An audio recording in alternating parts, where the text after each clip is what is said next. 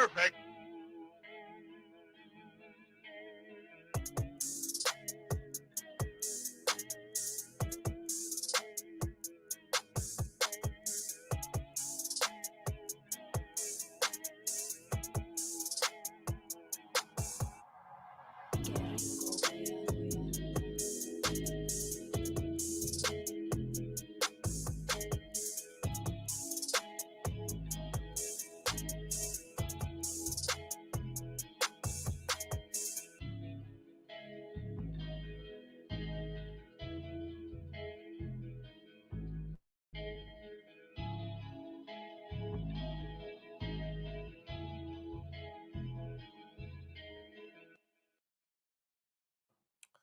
You're listening to the What the Wrestling Podcast, the show that brings you all things wrestling with your host, RJD.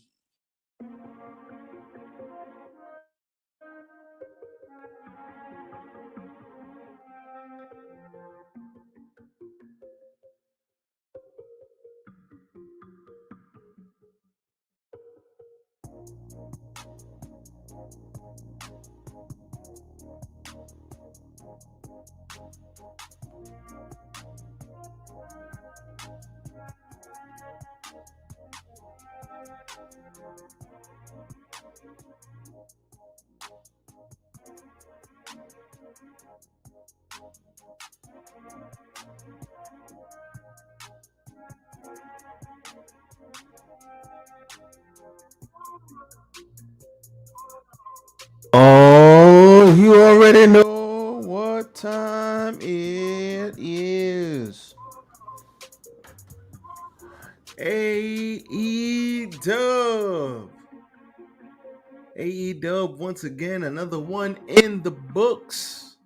Another one bites the dust, and we are here to talk about it. Perfect. But before we do, you already know what we have to do. Let's keep the housekeeping rules in order. Let's not waste any more time. Let's get into it. Let's go.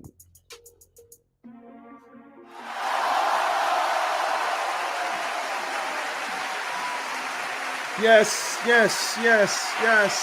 Tis I, RJD here.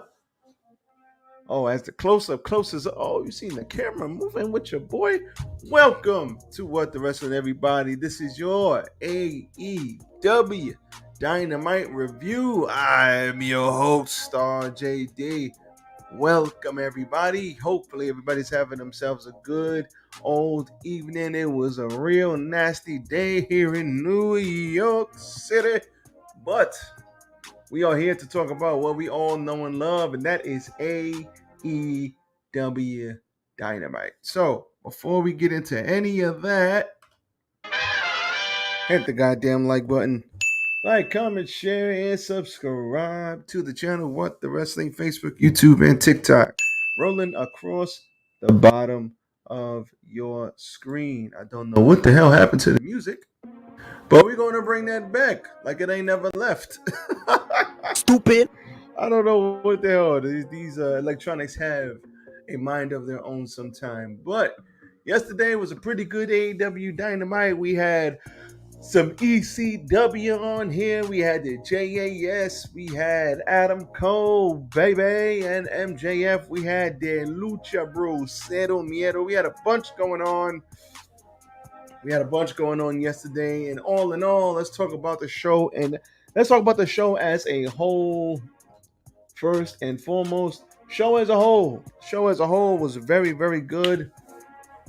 Good Dynamite. Looks like we are going back to Dynamite being good. And if we could get Dynamite and Collision on the same team, that would be great. Dynamite, Collision on the same side, that would be great. Dynamite's good, back on top. Collision is amazing. So they need to keep it up, keep doing what they've been doing, and that's all that matters. First and foremost, let's get that out of the way. Secondly, let's get into the review. Everything started with the JAS. So Everybody's in the ring. Everybody from the JAS is already in the ring. Cue Jericho's music. It hits. And Chris Jericho begins to walk down the aisle. But first things first. Chris Jericho begins to walk down the aisle. And I saw somebody hit the like button. Shout out to you. Nope. That was the wrong button. Meant to hit the ding. But Jericho comes down the aisle. And we got my boy Isaac in the chat. He loves Dynamite. He's just playing. But he's seen Dynamite, so spoilers are us for Mr. Isaac Matos. But Daniel Garcia interrupts him and says, no, he's done listening. He is not listening to him anymore. He says, listen, I changed everything for you. He is a sports entertainer. He is no longer a wrestler. He's a sports entertainer. He says he left his idol for you, but you didn't. He said he chose you over his idol, but unfortunately Jericho never chose him. So he does his little, dance. Crowd go. First of all, let's stop the show. Stop the show. What the hell is so crazy about that dance? How is that getting crazy over?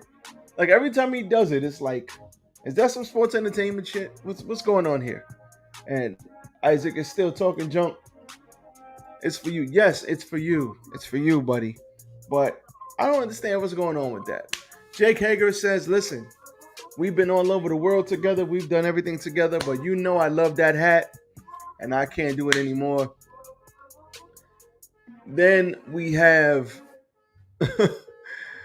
and everybody knows that he does not appreciate Jericho. So Jake Hager takes his leave. He leaves and Chris makes a pitch to the others saying, come on, man. And Erna Jay and Tay, they go out. Tay says she used to be proud to be in a group with him, but no more. She feels sick right now, and it's not even because of the baby. It's because she knows that she's going to go have Sammy's baby, come back next year, and be a champion. Without him, she quits. Erna Jay says maybe he has helped everybody's career, but he's helped himself more. She's being selfish tonight. She learned for the best. Tonight is about winning the AEW championship, women's championship, and she's out of there. So Tay Mello and Erna Jay leave together. Angelo says he doesn't want to be doing this. He loves being a sports entertainer. And he fought with pride and giving Jericho everything he can. But with Jericho, what has Jericho given him? He has no choice. He has nothing left to give. He drops the mic and he leaves. Matt Menard is next, and he says Jericho was his childhood idol. And with his first job, he brought a Chris Jericho t-shirt when his wife was 8 months pregnant and he had no job. He heard his story. Chris heard his story and brought him to AEW and put him under his wing. If this is a true story, Don DeMarco for him. And knowing him, it probably is. And stop the show. Let's talk about Daddy Magic here. Because Daddy Magic, it does not get enough credit. This brother is a good promo. 2.0 in general. 2.0 went from NXT, and then it seemed like right away there were. So that might have been around the time where they got let go from WWE, and literally they got picked up and put in the JAS literally like a month later. It probably was less than that. And they've been used, and yes, they've been used for fun and it's comedy. Cool, who cares? But these guys are very good at what they do, and I love 2.0. I love Matt Menard, especially. And even when he talked, the first time he cut a promo after that Blood and Guts, I think they lost, and he cut a promo with the camera and all of that. It was fantastic. And even when he cuts a regular promo, besides when he's talking about who makes Daddy Magic's nipples hard, before all of that, he's a good promo, man. He knows what he's doing in there. I like that guy. Shout out to him. He says the last 18 months have been none but a dream, but it's never sat right with him that the guys he came up with, Eddie Kingston, Kevin Steen, why they hate Jericho's guts. And now he's starting to understand why. Holding back tears, this brother. Don DeMarco for him. Sammy Guevara said he's loyal and he ain't going to walk out on him.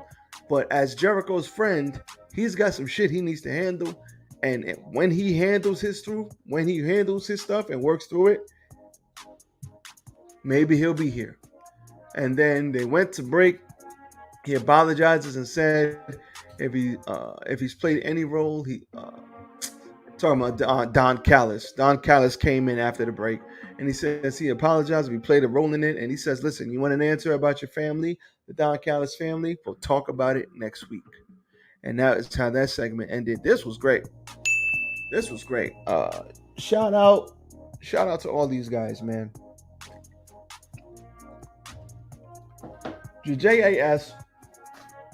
Excuse me. The hell was that? Stupid. The JAS, at the end of the day, I think they've done all they could do. He's helped them out. All he could help them out. They've helped him out. They've been a great faction. They've had great matches. I think now it is time for them to do their own thing and let Jericho do something else. And let them go do something else. Sammy and Daniel, Ty Mello is about to go have a baby. Erna Jay has gotten a lot better in the ring. I mean, Erna Jay is good now. I don't know why she gets a lot of hate, but shout out to Erna Jay. She's put on some crazy ass matches. The match she had with the Outcasts, crazy stuff. And we all love 2.0. So let everybody go do their own thing, man. For real. Let everybody go do their own thing. I love the fact that everybody got a word in. That was great. Then we had the Hardys, Matt and Jeff versus the Bucks, Matt and Nick. And this was, I would like to say, I remember when the Hardys went back to WWE, and the night before, I think they had a ladder match with the Young Bucks, and they went back to Mania, and everybody went crazy. And, you know, Jeff has had some issues here and there after that. Cool. But I think this, first of all, was a good match. And I think this was as good a match as the Hardys and the Bucks can have in 2023. These guys are no slouches. They know how to work. They don't have to be doing all that crazy high-flying shit they did in their 20s and 30s. They're both in their 40s now. And they still know how to work and have a good, exciting match. They still know how to tell a good story. And this was a good match. They had a 3D, a 3D by the Bucks, which is crazy. Kick out by the Hardys. Hardys tried to come back. Jeff hit a swanton, but Matt Jackson broke it up. The match starts to break down with some super kicks, a couple of twist of fates with block. Matt Jackson kicks Jeff out of the turnbuckles and went for another twist of fate, but instead he got hit with the BTE trigger, and they called it a day. After the match, I think it was Matt Jackson said FTR, and what do you know? Damn, son. FTR's music hit. Surprise, motherfucker. And they came down, and Nick Jackson, I think, said, "All in, baby." Well, I added the baby part, but he said all in, and that was all she wrote. We have FTR, Young Bucks, all in. I will be buying all in. Oh, man, hold on. Hold on, y'all.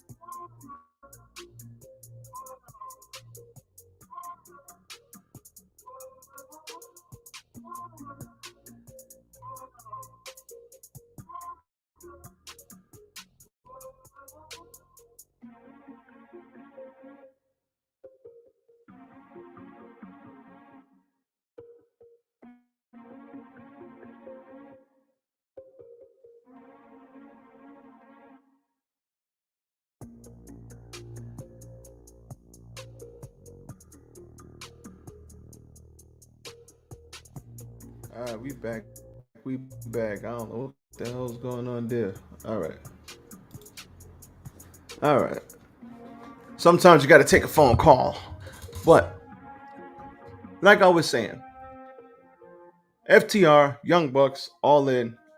I am going to be doing a prediction about that. I am going to get that pay-per-view. I think I'm going to get All In and then go out to see All Out. Because it's 1 week apart.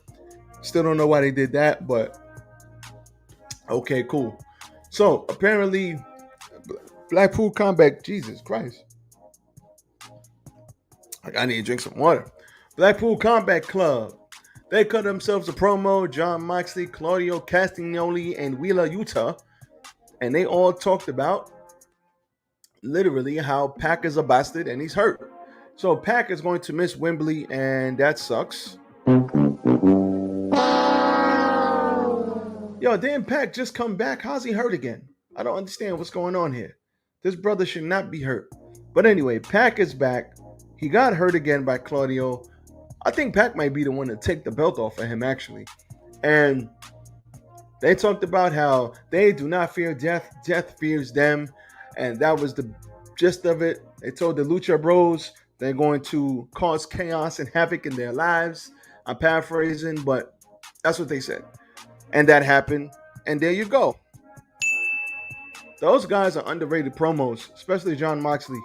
John Moxley, really good promo. Then we had Jungle Boy Jack versus Rob Van Dam. First things first, Rob Van Dam, you still got it, brother. Damn, son, where'd you find this? Rob Van Dam still got it. He looked good in there. And I didn't even know obviously he's still wrestling. He must be still taking bookings and still wrestling people because he didn't look rusty in there. He didn't look like he was slow. Rob Van, maybe it's the herb. Maybe the herb has Rob real loose in there. I don't know. But shout out to him. He looked good in there, but unfortunately, there was a chair in the turnbuckle. RVD gets him, but the referee gets knocked out after Jack Perry threw the damn chair in his face. Aubrey runs in, gets a 2 count, not enough. Perry hits him with a low blow. Aubrey doesn't see it. Rolled through, he grabs the tights, and he rolls him up with the schoolboy to retain the FTW championship. A lot of people are mad because they don't like the Beethoven's Fifth Symphony. How dare you? For his entrance, but I do. I like it. I don't know why people don't like Beethoven's Fifth for his entrance. I absolutely love Beethoven's Fifth. I do. Everybody loves it. It's classic. We've heard it since we was kids. It was in cartoons. It's classic stuff. But at the end of the day, who's texting me? But at the end of the day, I have no idea why people are like so animately against Beethoven's Fifth as his entrance. Let the brother have his entrance, man. It was good. God damn. I like it. I think it's going to take some getting used to, but I like it. So, we got Renee Paquette interviewing the Lucha Bros. They basically said, we're going to get you, and that's it. Shout out to Penta and Phoenix. All right. So, then we had best thing on the show by far, Adam Cole and MJF. Adam Cole and MJF. Well, first of all, let's talk about everything that happened earlier on. We had a vignette where Adam Cole, baby, and MJF, Adam Cole said, we're going to do something fun. And they went to go to a fun zone, jump park, trampoline park, whatever you want to call it. I've been to those a couple of times. Absolutely fun. Love it. And this segment was hilarious. This is Don DeMarco. So MJF is sitting there. He's like, this is stupid. I don't like this. So he's playing dodgeball with the kids, and he is wailing on these kids, one after the other in slow motion. He throws the ball, see in slow motion, and hits a kid in the eye, hits a kid in the stomach, hits a kid in the arm. Then they show one of the kids, and they're on the floor like with their tongue out because they got hit with the ball. Simply amazing, hilarious. If we don't get anything else, I hope they keep these vignettes. So that we can keep getting, hope they keep them together so we can keep getting these vignettes. Don't break them up just so we can get these every week. It'll be worth it. I gotta stop moving my hands because then the camera will move. But that was basically it. And then at the end of it, there's one kid, and the one kid says, what are you two grown men doing in a trampoline park with kids? You guys are nerds. And then she gives him the finger. And Adam Cole says, you shouldn't talk like that, little girl. And she gives him the finger and walks away.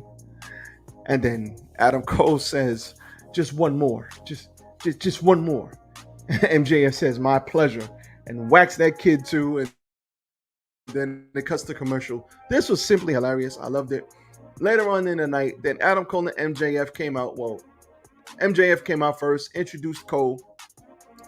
And Cole said, listen, I know we had a lot to talk about that title that I'm going to actually take from you.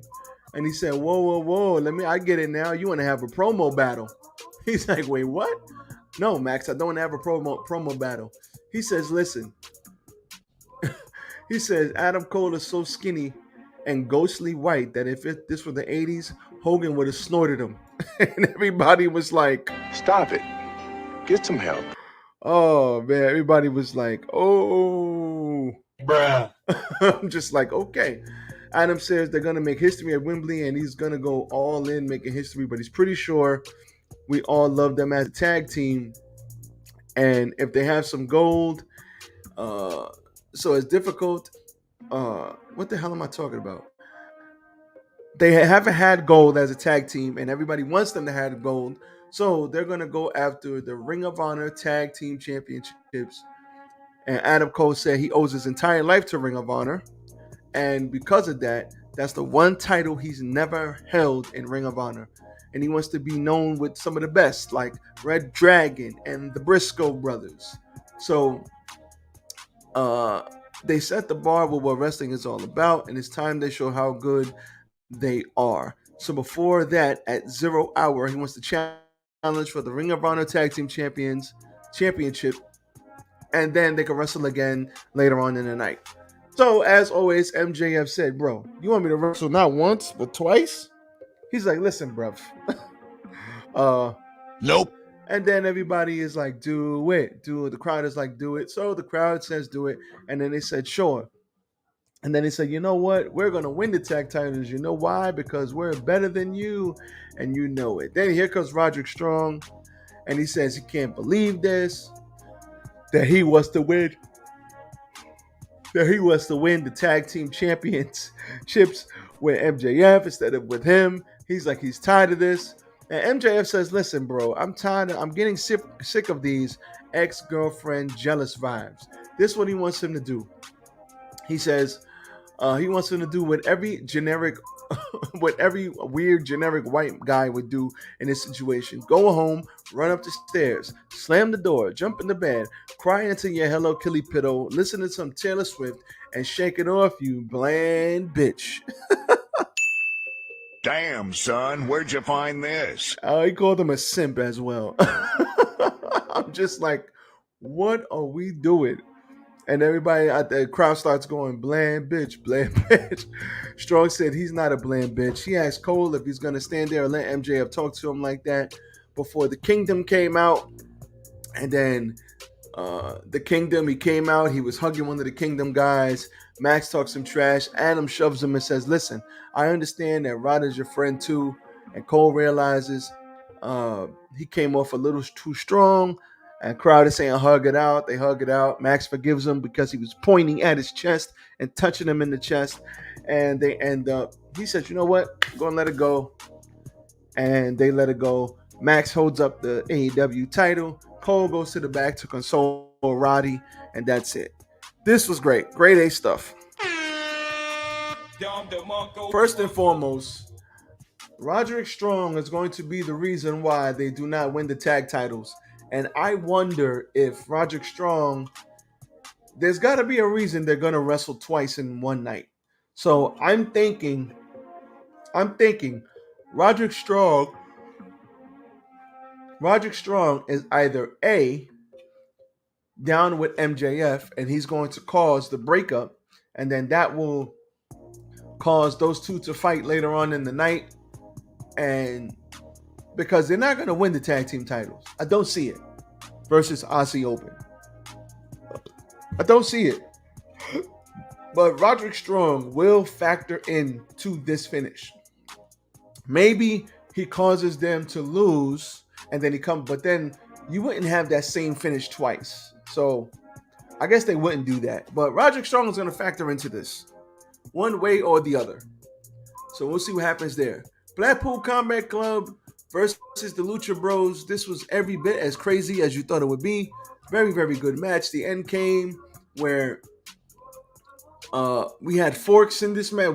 We had a bunch of crazy stuff in this match. We had forks and DDTs and spike power drivers, and we had Disrespectful pulling off the mask. Stop the cap. How dare you? I think Wheeler Yuta pulled off Penta's mask, and then he got rolled up because he had to hold his face. I'm tired of people beating the Lucha Bro. Penta, bro, let me talk to you. Let me talk to you real quick. Bro, you don't have like the clip-on strap so they can't pull your mask off, bro.